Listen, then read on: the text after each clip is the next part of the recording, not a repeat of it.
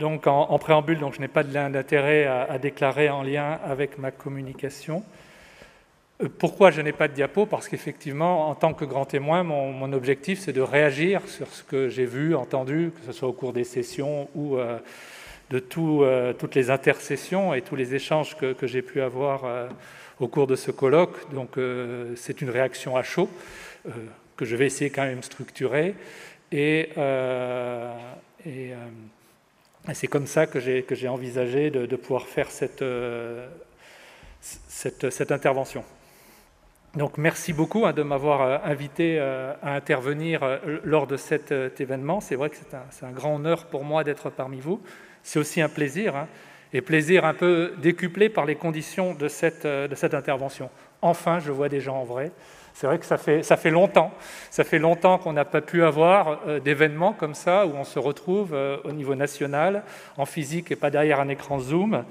Et à ce titre, je remercie et je félicite les organisateurs, et je les applaudis pour leur grande résilience, parce que c'est vrai qu'organiser un colloque de cette importance dans ce contexte-là, je sais que ça n'a pas été facile.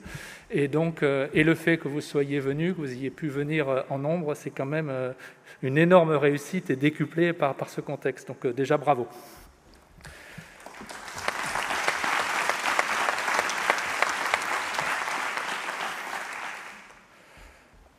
Le fait que vous ayez choisi un praticien de santé publique pour cette clôture, c'est vraiment signifiant pour moi, parce que la médecine générale et la santé publique sont historiquement allées de pair. C'est ancré à l'international. Vous connaissez la déclaration d'Alma-Ata de 1978 sur les soins primaires. Et dans cette déclaration, de façon très claire, les soins primaires intégraient les fonctions de santé publique, et réciproquement, on était dans un domaine finalement intégré.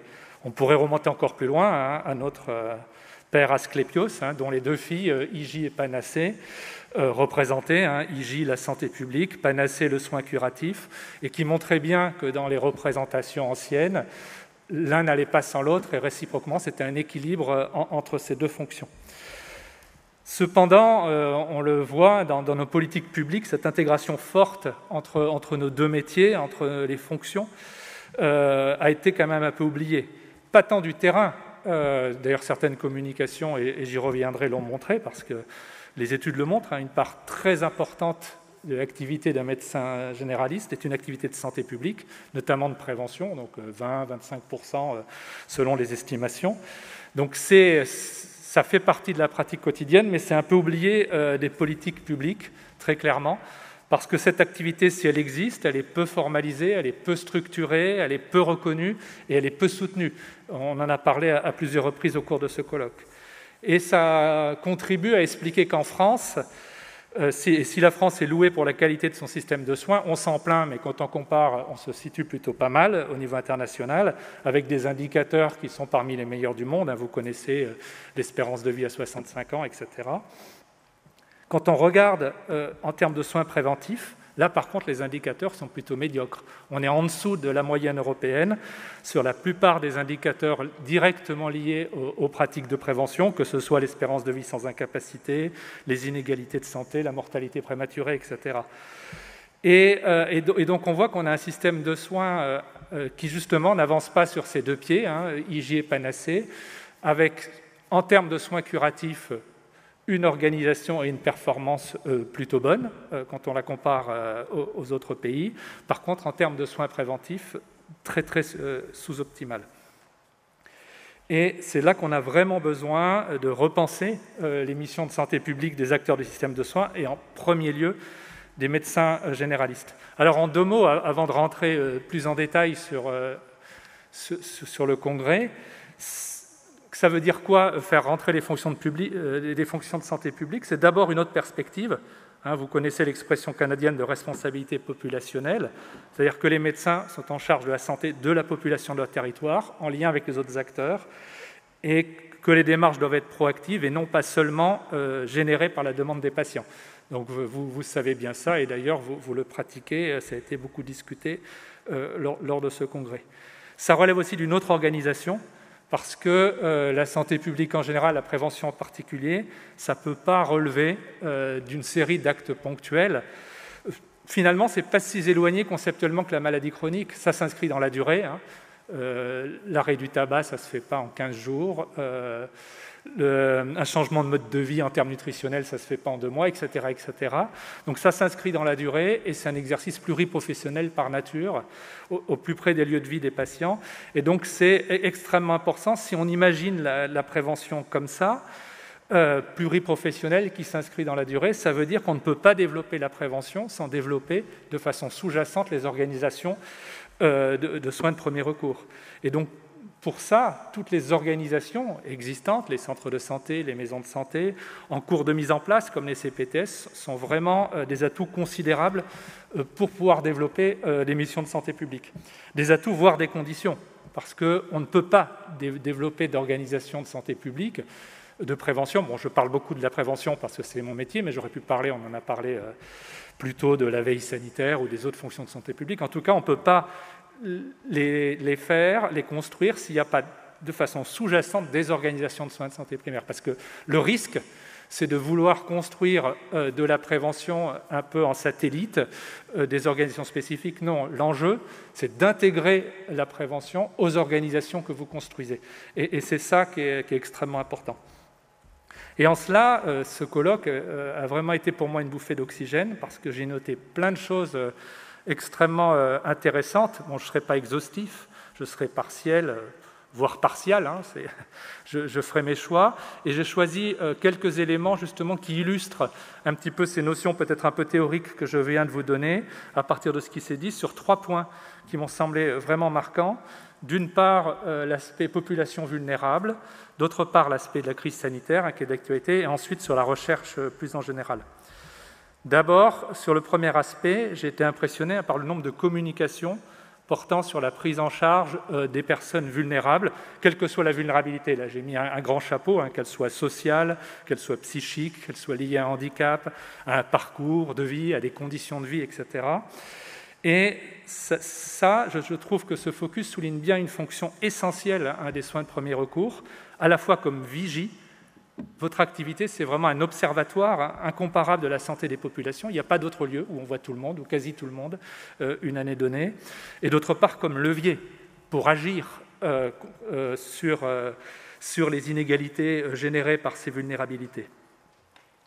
Et pour agir et pour éviter de les amplifier. Parce que vous savez qu'en prévention, beaucoup d'actions de prévention, malheureusement, au lieu de réduire les inégalités préexistantes, en rajoutent. Et rajoutent de l'inégalité à l'inégalité. Si on ne les construit pas de façon probante et intégrée. Pour vous donner un exemple, c'est toutes les actions de communication en population autour des différents sujets de santé. Mais finalement, qui s'empare de ces leviers de communication, qui transforment ces leviers de communication en action? Mais les personnes qui ont le plus de littératie, le plus de moyens, le plus de ressources, etc. Et en cela, effectivement, que la plénière inaugurale est portée sur inégalité et précarité souligne l'importance que vous y accordez, et je m'en réjouis. Comment aller plus loin là-dessus, au-delà de toutes les expérimentations, les outils de repérage, les expérimentations visant à aller auprès des populations, aller vers les populations les plus vulnérables, les actions que vous avez construites, coordonnées, etc. Je pense qu'au-delà de tout ça, il faudrait capitaliser sur toute cette expertise de terrain, aussi pour se faire l'avocat de ces populations. Il y a une fonction très importante en santé publique, qui est la fonction dite de plaidoyer, qui est que les acteurs de santé, au-delà de leur fonction de soignants, sont aussi là pour être le porte-parole des populations auprès des pouvoirs publics dans tous les domaines possibles, transport, urbanisme, fiscalité, environnement, etc. Et là, je trouve, dans ce domaine, que les médecins français sont assez timides. On n'entend pas souvent les médecins français prendre la parole sur des sujets de santé publique qui touchent la population, comme en termes de santé-environnement, comme en termes de migration, comme en termes de précarité sociale. Regardez nos collègues anglais ou américains, et même dans leurs plus grands journaux, très régulièrement, il y a des éditoriaux avec des prises de position sociales. Et ça, je pense que c'est important. Il y a plein d'initiatives, bien sûr, mais en tant que corps professionnel, je trouve que nous, médecins, on ne s'implique pas beaucoup dans la vie sociale sur ces sujets autour des vulnérabilités, de la précarité, des inégalités. Parce qu'évidemment, toutes ces personnes vulnérables, si à travers le système de soins, on peut arriver à les lisser, à les gommer, parfois à les compenser, elles se génèrent bien en amont. Et donc c'est à nous aussi d'essayer de se faire l'avocat des populations pour essayer que ces facteurs, ces déterminants des inégalités, on puisse progressivement les faire disparaître ou les atténuer.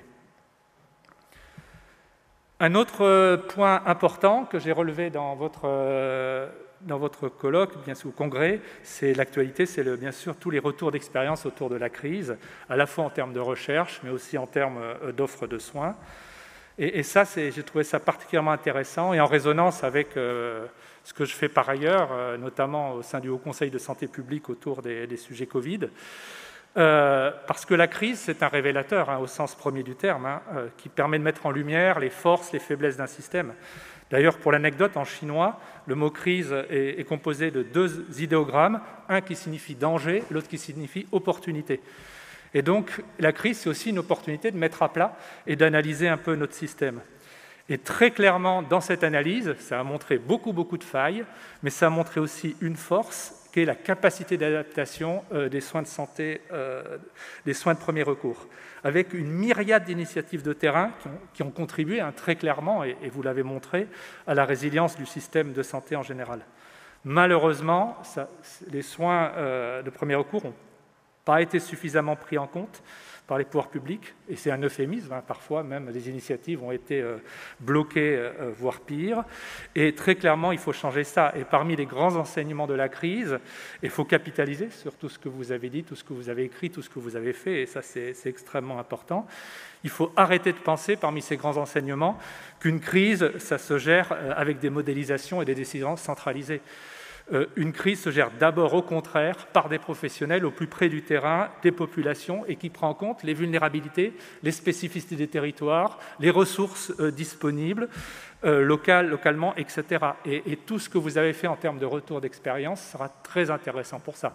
Il y a une mission d'ailleurs qui démarre au Conseil de santé publique, suite notamment au rapport Pité, sur quels enseignements tirer en termes d'organisation des soins de santé publique, et je pense que tout ce que vous avez dit, tout ce que vous avez capitalisé pourrait être extrêmement utile dans cette perspective. Enfin, troisième point, je n'ai pas suivi mon temps, mais je suis à peu près encore bon, ça va.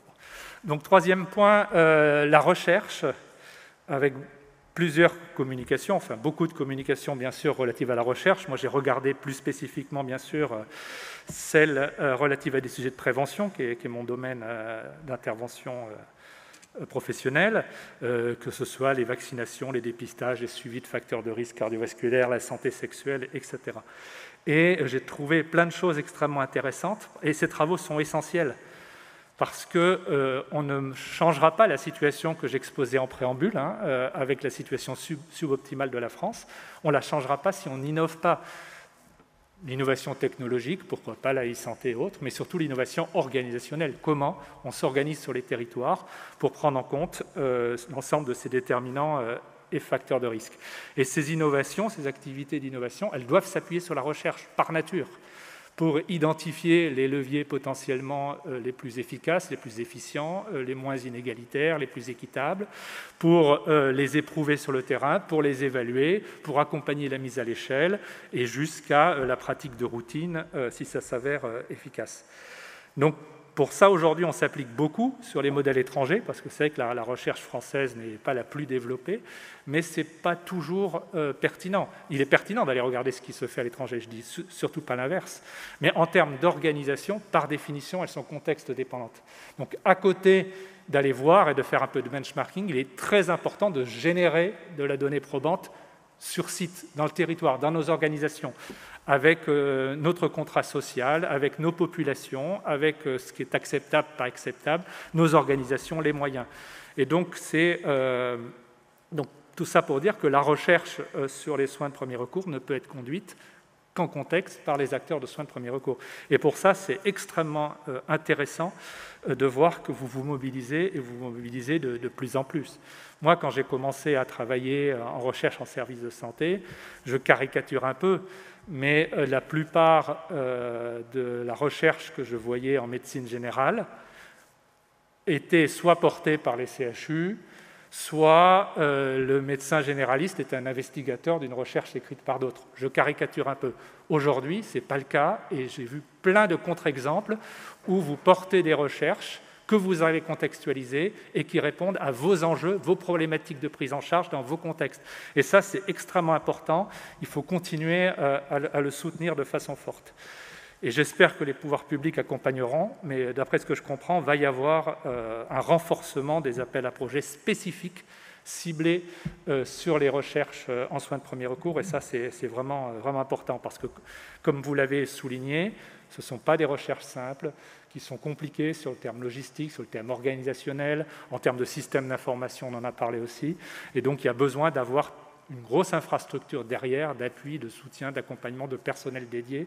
Et ça ne se fait pas que sur le bénévolat. On a besoin aussi de construire ces dispositifs de recherche pour faire de la recherche en soins primaires le même succès qu'a eu la recherche clinique quand on l'a organisée dans les années 90 avec le PHRC, les CIC, etc. etc. Donc voilà trois points, hein. Comme je l'ai dit, c'est partiel et partial, mais qui, je trouve, sont extrêmement intéressants et extrêmement motivants.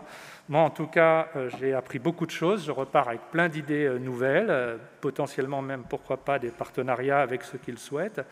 Donc je vous renouvelle encore mes remerciements pour m'avoir invité à clôturer ou à participer à la clôture de cet événement, et encore toutes mes félicitations pour la richesse et la qualité des échanges qui ont eu lieu au cours de ces 3 jours. Merci.